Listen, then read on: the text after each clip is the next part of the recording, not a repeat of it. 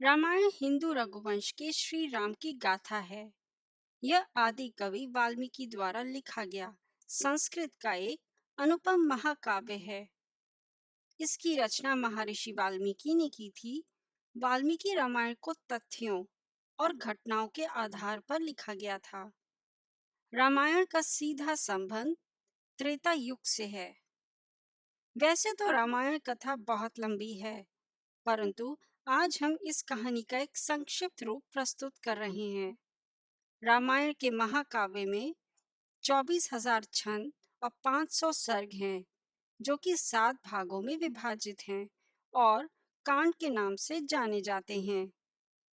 कहानी मुख्य रूप से बालकांड, अयोध्या कांड, अरण्य कांड, किष्किंधा कांड, सुंदर कांड, लंका कांड और उत्तर कांड में विभाजित है, जो हमें विचारधारा, भक्ति, कर्तव्य, रिश्ते, धर्म और कर्म सही मायने में सिखाता है। आइए शुरू करते हैं रामायण की पूर्ण कथा संक्षिप्त रूप में। प्राचीन काल की बात है। सरयू नदी के किनारे कोशला नामक राज्य था।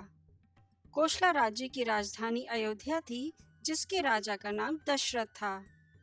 राजा दशरथ की 3 पत्नियां थीं, जिनके नाम थे कौशल्या, कैकेयी और सुमित्रा। परंतु बहुत समय से उनकी कोई भी संतान नहीं थी, जिसके कारण उन्हें उत्तराधिकारी की हमेशा कमी सताती थी।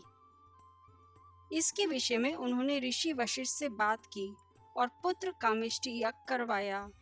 यज्ञ के कारण उनकी पत्नियों को 4 पुत्र हुए।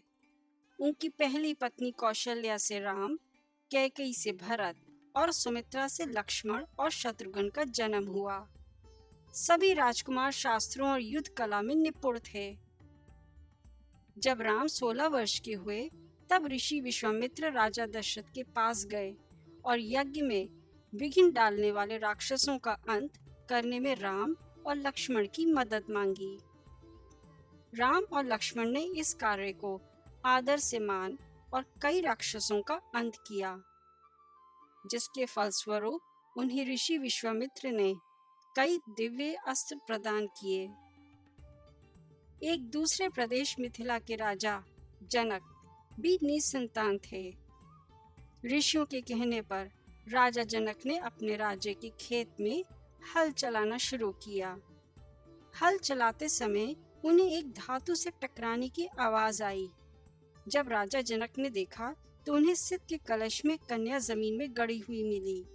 उस कन्या को जैसे ही राजा जनक ने मिट्टी से निकाला, राज्य में बारिश होने लगी और उस कन्या को जनक अपने महल में ले आए। सित के कलश में पानी के कारण उस कन्या का नाम सीता रखा गया। सीता बड़ी हुई और उनके विवाह का समय आया। श्री राम अयोध्या के राजा दशरथ के ज्येष्ठ पुत्र थे और सीता उनकी धर्म पत्नी थी।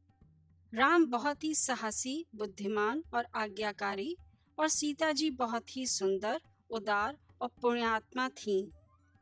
उनकी मुलाकात श्री राम से उनके स्वयंवर में हुई, जो सीता के पति मिथिला के राजा जनक द्वारा संयोजित किया गया था।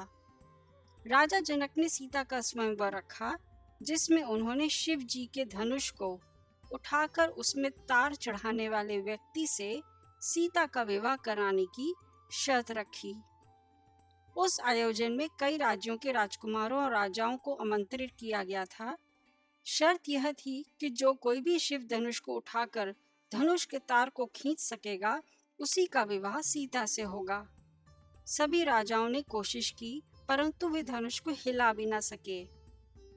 जब श्री राम की बारी आई तो उन्होंने एक ही हाथ से धनुष उठा लिया और जैसे ही उसके तार को खींचने की कोशिश की, वह धनुष 2 टुकड़ों में टूट गया। इस प्रकार श्री राम और सीता जी का विवाह हुआ। लक्ष्मण का विवाह उर्मिला से, भरत का विवाह मांडवी से और शत्रुघ्न का विवाह श्रुतकीर्ति से हो गया।